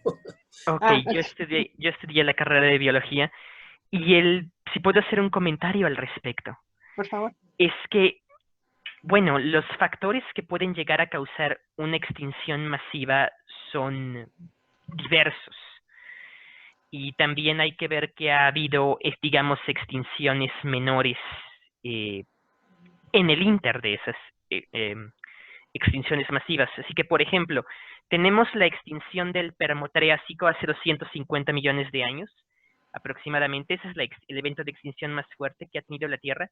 Pero luego, de hecho, si tienes la lámina donde están las extinciones, vemos que la siguiente extinción masiva ocurre entre los periodos Triásico y Jurásico. Aquí estaría, la 73. Y ese límite fue aproximadamente hace unos 200, un poco más de 200 millones de años entre los periodos Triásico y aquí está. Tenemos la extinción del Permo-Triásico, Pérmico tardío, 250 millones de años, y luego tenemos la del Triásico tardío, se muestra, 200 millones de años. Entonces tenemos dos en muy rápida sucesión. La siguiente extinción masiva ocurre hace 65 millones de años. Entonces sí se ve que hay una fluctuación, realmente no hay una periodicidad ligada a esto, sino que hay una, pues digamos, aleatoriedad. Y esto se debe a que, bueno, las causas pueden ser multifactoriales. Sí, creo que lo decían, creo que esa periodicidad lo decían considerando todas las flechitas, digamos, ¿no? Todas las menores y las mayores, en realidad. Pero bueno, quién sabe. Pero sí, efectivamente, si no nos fijamos en las mayores, pues no. Y también estoy de acuerdo contigo, que como es multifactorial, pues quién sabe cuándo ocurra, ¿no? Bueno, pues esperamos estar aquí después de 4.500 millones de años para contestar esa pregunta, ¿verdad?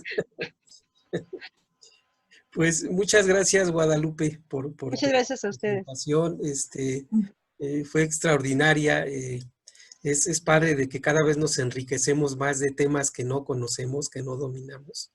Y pues muchas gracias otra vez y muchas gracias a ustedes por su asistencia.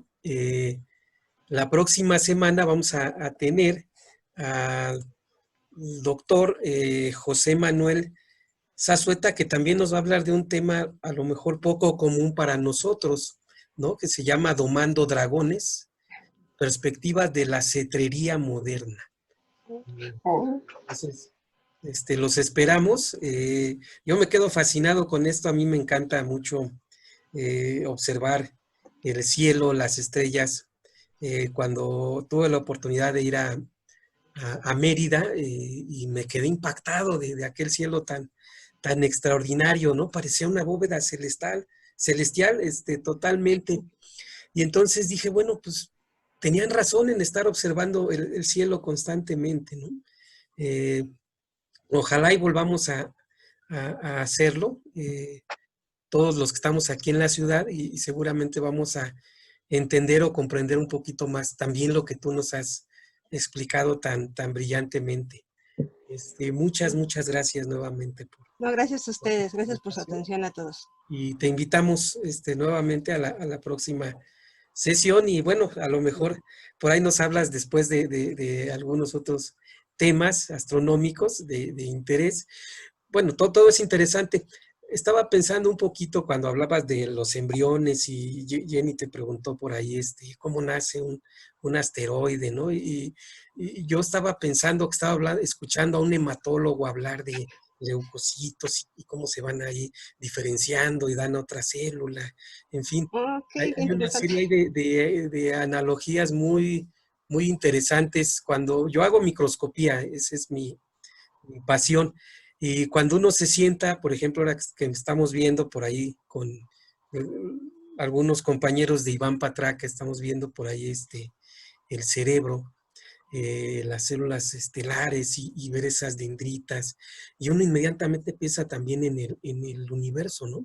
Estas dendritas y las fotografías a las que estamos muy habituados a ver del cerebro, pues es como que muy fácil hacer ahí una relación y pensar que hay otra cosa más grande y a la que pertenecemos y somos a lo mejor una pequeña neurona por ahí que está haciendo sinapsis en algún momento, ¿no?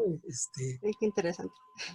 De verdad, muchas gracias y pues gracias a todos por su asistencia y pues nos vemos para la próxima semana. Y si gustan, prendemos las cámaras todos y nos tomamos una foto del recuerdo. ¿Qué les parece? Me parece bien. Hola, Aye. Hola. Hola, Azu, espero no hayas cobrado la entrada. Hola. Sí, cobré. Con palomitas. Aye. Hola. Vamos a esperar a ver quiénes más encienden sus cámaras. Doctor Salvador. Elmer, mucho gusto. Galaxy, no sé quién sea, cuál sea. Gracias por la invitación. Estoy en Honduras, mucho gusto. Galaxy, soy yo. Bienvenidos. Pues vamos a tomar una foto grupal, ¿qué les parece? Sí. ¿Dónde están sus cámaras? Sí. Listos. Déjenme guardarla aquí antes de que se me pierda. Y bueno, pues muchas gracias. Suscríbanse al canal. Tenemos el canal en YouTube y vamos a seguir subiendo estas presentaciones. Otra vez, Guadalupe, muchas gracias. Gracias a ustedes por la invitación. Por aceptar antes de que te invitáramos. Yo sé que tú ya habías aceptado y pues gracias a Yesha también por invitarnos a que te invitáramos, ¿no? Finalmente somos parte de un todo. Decían por ahí en alguna plática que fui también cuando me hablaron de la luna y todos los cuentos que se han creado a raíz de la luna también. Impresionante, desde un viaje por ahí, una primera historieta de un viaje a la luna donde ponen una especie, si no mal recuerdo, como de cohetes de fiesta y le ponen ahí y lanzan un cohete y llega a la luna. Y me acuerdo que nos decían que un desplazamiento de la casa de ustedes al trabajo, es un movimiento cósmico, es un movimiento en el espacio. Yo no sé qué tan de acuerdo estés, Guadalupe, a lo mejor estoy diciendo algo incoherente, pero bueno. No, bueno, la Tierra se está moviendo en el espacio, es nuestra nave espacial, así que sí. Bueno, pues muchas gracias a todos y que tengan bonita tarde. Nos vemos la próxima semana. Gracias, hasta luego. Gracias. Hasta luego. Bye. Bye. Nos vemos, Cata. Nos vemos, Marco. Muchas gracias. Muy bonita plática. Nos vemos la próxima semana. Bye. Bye.